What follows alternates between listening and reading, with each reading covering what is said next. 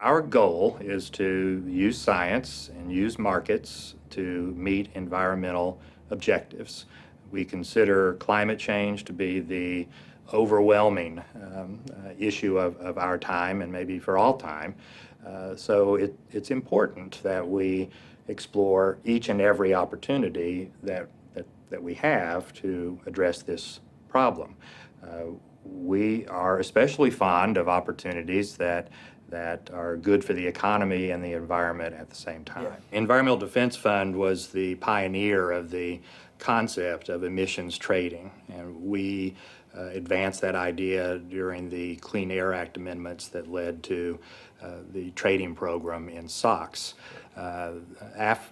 Shortly after the trading program was implemented, the number of ways that people found to reduce SOx emissions and the cost of reducing SOx emissions plummeted much further and much faster than anyone had expected, which shows the power of market forces when they're harnessed to pursue environmental goals.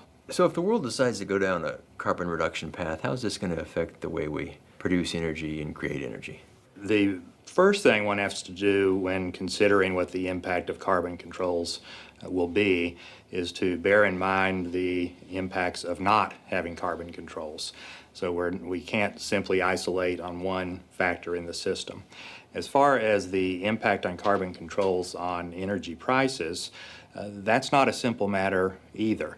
In the short run, measured in the next decade, say in the United States, most reputable studies indicate that we can meet our 2020 targets for reducing carbon emissions with actually no net increase at all in energy prices. In fact, there are enough opportunities, primarily in the efficiency area, where we can meet those 2020 targets and save money at the same time. The 2020 targets are what? Roughly 20% reduction From levels? say, levels of 2005. There are a number of other studies that do indicate that to meet that 2020 goal could cost as much as $20 per ton. But our belief is, based on McKinsey and our own analyses, that one can actually do it at no net cost at all.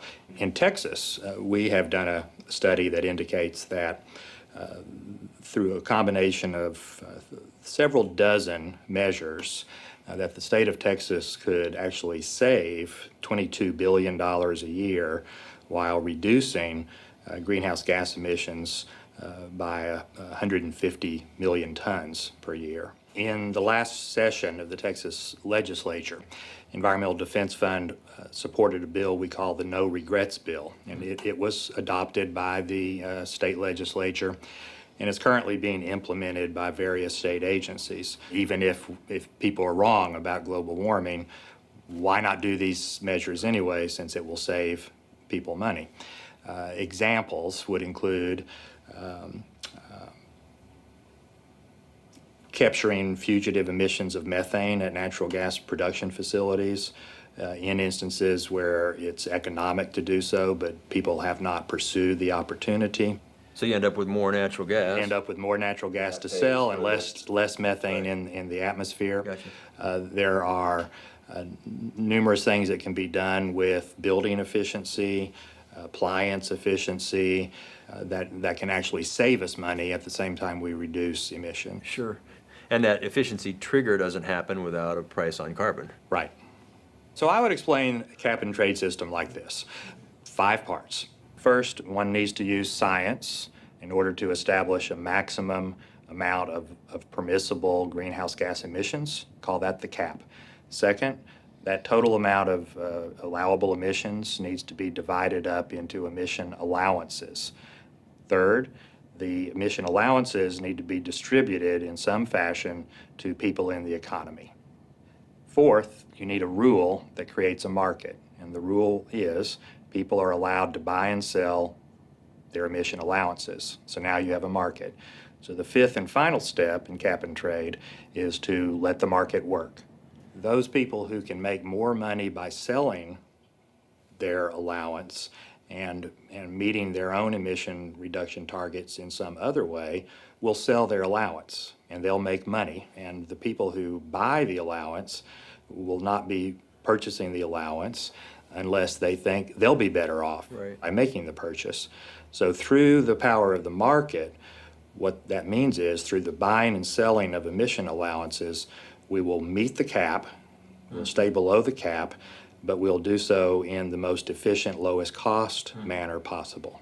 So why is a cap and trade better than just a straight carbon tax? Yeah, the reason we prefer a market-based approach is we think that a properly functioning market is the best allocator of resources. The problem with taxes is that it rests decisions in centralized authorities that are almost certain to get it wrong. Yeah. Whereas with a market, the law of supply and demand and the number of different actors in the market, each responding to their own perceptions of what works and what doesn't, what's valuable and what's not, collectively leads to a better decision than happens when you let a single authority exert its own opinion by fiat. Any way that happens, though, for a while, there are new costs in the system. Somebody's buying and selling, and that cost is going to be passed through, right? As I noted earlier, between now and 2020, we expect little to no increase on prices from carbon controls in the United States. Once we get beyond 2020, there will certainly be an increasing cost to comply until such time as new technologies and processes come into play, which will help moderate and reverse those rising costs. Sure.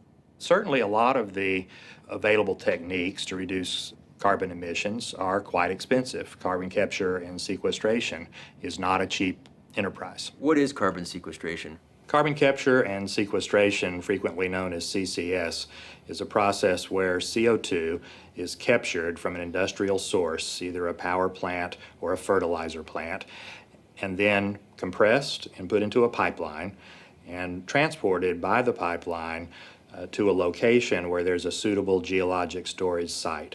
The CO2 is then injected beneath the ground in a highly compressed state where it behaves like a liquid rather than like a gas, and is injected into formations that have been selected because there's every reason to expect that they will be able to retain the CO2 on a permanent basis. What kind of impact could it have? Let's just take coal-fired power plants, which produce a lot of CO2. According to the International Energy Agency, by mid-century, CCS has the potential to deal with somewhere between 15 and 55% of the CO2 that needs to be taken out of the atmosphere in the next 50 years. Some people estimate, roughly speaking, that the CCS industry by mid-century will be handling a volume of material that's in the same order of magnitude as the existing oil and gas industry. You can't do carbon sequestration in just any geologic setting. You have to pick the right site. And then secondly, it's not doable unless the economics are right. That's a perfect illustration, in fact, of why a trading mechanism, a cap and trade system, is better than a carbon tax. Under a carbon tax, the people in the favorable geology will end up paying the same amount of tax as someone in unfavorable geology. But if they can trade their obligations back and forth, the people with the good geology, the people who can sequester at the lower cost, can end up sequestering their own CO2 as well as someone else's. So the overall cost to society of reducing CO2 is less in that circumstance than if everyone paid the same tax. A facility right outside of Houston is looking at doing carbon capture and storage. What are some of the parameters that might help to make that one work? Well, in the case of the Parish project, it's important that there be government assistance to help finance it, because it does not make economic sense as we sit here today. But with the government's assistance, it does make economic sense for NRG to move forward. And this is one of the more important demonstration projects that are coming. I don't call this an experiment, I call this a demonstration project. So they're going to capture CO2, and how are they going to use that? They will capture the CO2 and they will transport it a short distance to oil fields that, although they've produced a lot of oil to date, still have much more oil underground that people have not been able to produce yet.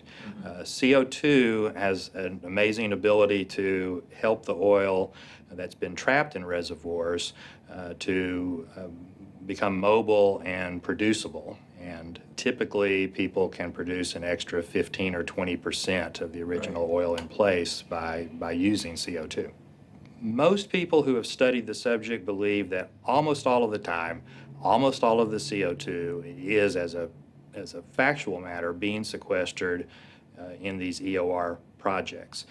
However, we can't just take people's word for it. So people also agree that in order to qualify for a credit, that there will need to be a monitoring requirement that doesn't exist now, that people will have to, in fact, demonstrate that their CO2 is staying put. As the experience with the sulfur dioxide controls show, and as many other environmental programs show, there are investment opportunities that arise with new environmental programs. During this most recent recession, I didn't notice any decline in people's willingness to invest in the Texas wind industry. Let's talk about wind. What are some of the challenges and opportunities in wind in Texas and beyond? One of the most attractive things about wind is that once you have a wind facility in place, you don't have any incremental costs of your production. Every time the wind blows, you get more energy. The big downside of wind facilities is that every time the wind doesn't blow, you don't get power. Right. And that's really the biggest limitation. Roughly 15% of the Texas power generation capacity is associated with wind facilities. However, the annual amount of power produced by those facilities is much, much less, only a few percentage points. Because there is such a gap between its nominal capacity and its actual annual delivery, there are limitations as to how much wind can be put on the electric grid and still keep the grid stable and reliable. The maximum penetration for wind is different on any given electric grid, and also different depending on how the wind is arrayed around the grid and also what the wind patterns are. But at some point, one has to worry about whether the system can handle more wind. Yeah. We're not anywhere close to that point yet. In terms of the environmental issues you look at with wind, what are some of the things that need to be considered? Well, with the exception of conservation or efficiency, all forms of energy production have some negative environmental consequences. In the case of wind, you have the visual impact on the landscape. Depending on where the turbines are located, you have some noise issues. Depending on where they're located, you can have significant issues with mortality to birds and bats. And depending on where they're located, you can have other environmental issues. For example, some of the proposals for coastal wind facilities are located in wetlands. One of the biggest problems that used to hold wind development back in the state was a chicken and egg problem. If a wind producer wanted to build a wind farm, why should he build a wind farm unless he knows that the electric transmission grid will be extended to hook him up? At the same time, why should the people who plan the electric transmission system start building lines to what might be nowhere unless they know for sure that there will be wind facilities to connect with? So the Public Utility Commission came up with a process known as the CREZ process, Competitive Renewable Energy Zones, which essentially allowed the market participants to nominate particular geographic areas that were suitable for wind production and nominate how much wind they thought they would be willing to buy from these corridors or zones. And then the PUC has adopted a plan that tells the transmission industry that by a certain date, at a certain location, there will be a certain amount of wind available to them. And that enables the transmission industry to plan and extend its transmission lines accordingly. Sure. So once that policy was adopted, the Texas wind industry, which had already been growing quite fast, took off even faster. Environmental defense sees the problem of global climate change as being so significant, such a large threat, that we believe all options need to be considered. All options that promise energy without carbon emissions. Clearly, nuclear energy is one of those options. Historically, like other environmental groups, EDF has always opposed nuclear energy. We have felt in the past that the risks are unacceptable. Frankly, we haven't abandoned that position. It still appears to us that nuclear energy is an extremely risky proposition. However, we think the option needs to be considered, and if all of the environmental questions surrounding nuclear energy can be answered, then it needs to be one of the options on the table. Natural gas can be found in what's called conventional reservoirs, and it also can be found in unconventional formations. Rich organic shales have huge amounts of gas in them, but historically, producers weren't able to access that resource because they did not have modern hydraulic fracturing technology, and they didn't have modern horizontal drilling technology.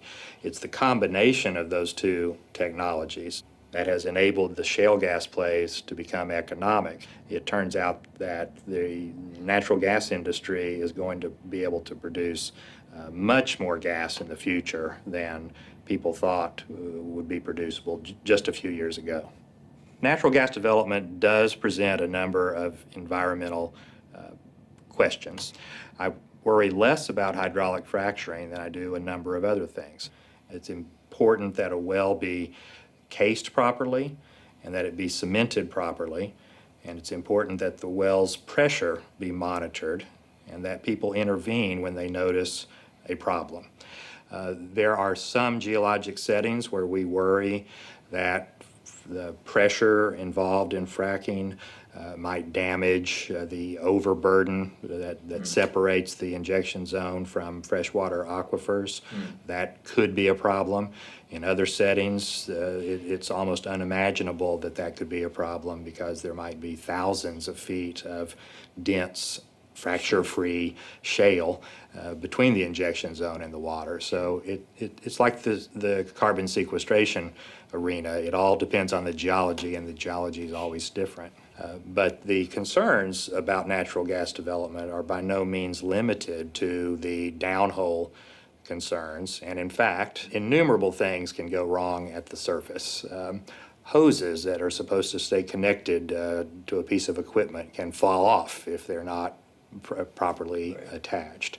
Many things can go wrong at the surface, and frequently do. EDF is deeply involved right now in working with the natural gas industry to determine how best practices can be improved and how existing regulations can be improved to make sure that natural gas is developed with the minimum possible environmental impact. Compare nuclear and coal and natural gas, which are really the three big fuels for baseloading electricity generation. How do you see the landscape with those three? Coal, natural gas, and nuclear each have their pluses and minuses. In terms of CO2 emissions, coal-fired power plants are by far the worst contributor to global warming of those three. A natural gas-fired power plant produces about half as much CO2 as a coal-fired plant, and nuclear plants don't emit CO2.